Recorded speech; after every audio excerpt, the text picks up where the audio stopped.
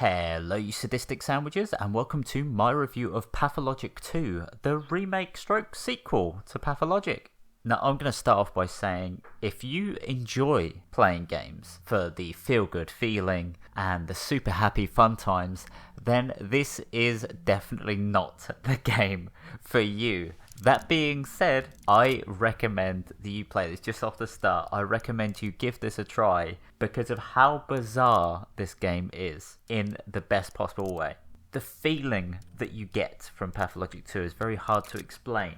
The world itself is very oppressive, it's very intense, and has constantly given you this feeling of unease. But it is beautifully done in the worst possible way. At no point for the first half of the game did it feel like anyone really cared much about you, bar maybe one or two characters out of the hundreds it almost feels like in this game. Everybody feels like they are out to get you, like you are some kind of demon incarnate or savior who refuses to take their role in how the world works. It is incredibly well done, and it really does give you just that unique sense of loneliness, yet want to just help people or have them be helped by you. It is a very obscure feeling that it just gives you, and I've never really felt that in a game before. So you go into this game and you immediately know that you cannot trust anybody, or virtually anybody, because they're all out for themselves, or they're so terrified and petrified of how the world is, or the town that you live in, how it runs, that they don't want to break out of that system. But you are the one that's going to do that, and they just can't trust you because they don't know you because you've been away for so long, and they feel that you aren't one with that town anymore. And it is such an odd feeling, like I said, I've never felt in a game before, where you clearly want to help people. That is your job, that is your role as a doctor, as a surgeon, that you take the role of in this game. But nobody wants your help unless it's like too late, so they have no other choice. It's just mind-blowing how just bizarre this makes you feel, and it is super hard to describe until you feel that for yourself. From a game standpoint, just the sound design and the audio cues that you get just enhance this atmosphere, this grayscale tone to everything. This depressive nature of this whole game just feels like everything is against you, but you're that shining light that could potentially help everybody and add colour to the world. I love that there's no clear direction for you to go down. The fact that if you want to help this person or help that person or help no one at all but yourself, you get to choose that for yourself and decide what you want to do. You're not down this linear road of like, you must do this. I love that to build trust you barter with just random people on the street,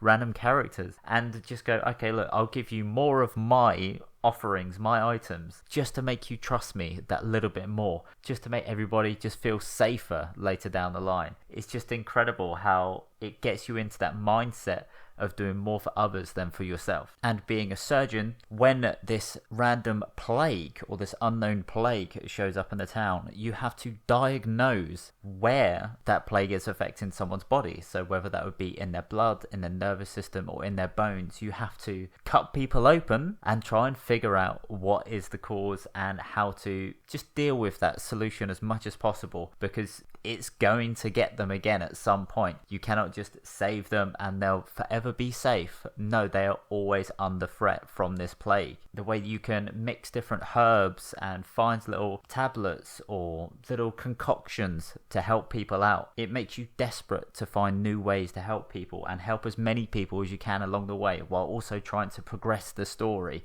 and progress your own storyline, your own path that you want to take as the character in this game. You yourself, not necessarily the person you're playing as. And while I've been talking a lot about the feeling of the game and what it makes you do and what it makes you just bafflingly try and figure out, I have avoided a lot of the game part of the game, and there's good reason for that. There are quite a few bugs, glitches, janky features in this game. For example, I've had a lot of people just teleport in and out of existence while they're just casually walking around. The combat in this game, which comes into play a lot when you're going into houses, for example, when people are infected and want to attack you, it's awful. It's awful. There are sometimes no animations for your enemies when they attack you, so you just take damage for no reason. It's very easy for enemies to stun lock you in this game and you just outright die. Sometimes you clearly hit people, but it just doesn't count.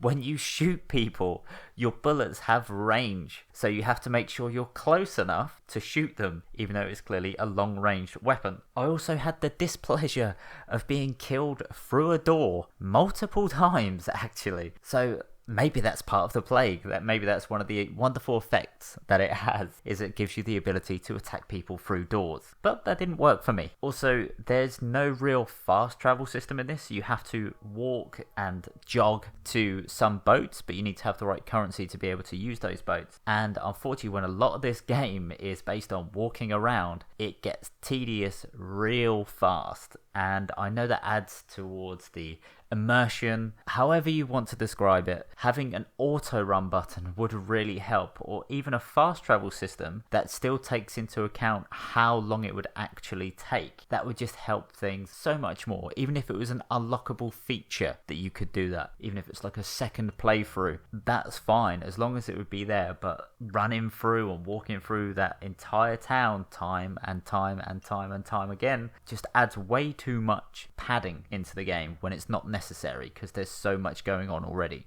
And along with that walking, there are so many walls which are very annoying to navigate, and you can't jump over them unless you found this cool glitch where you can pin someone against the wall if they are moving. If you sprint at them, you move them as well, and you can launch yourself over the walls. So that's a good little feature for you to take advantage of. But there's just so many walls in the way which are blocking your path, and it's just annoying. Again, it's just busy work, having to take the long route all the time to get to where you need to go. And the jump basically doesn't exist. It's a tiny little bunny hop. It is pretty much useless. And another big issue I had was my save file got corrupted. Not once, but twice. Luckily for me, I had some previous saves which I could go back to, but it was still not ideal that I just lose 20-25 minutes worth of game time because my save file got corrupted. I don't know what the cause was. It was all fine until that point, but either way, it's frustrating.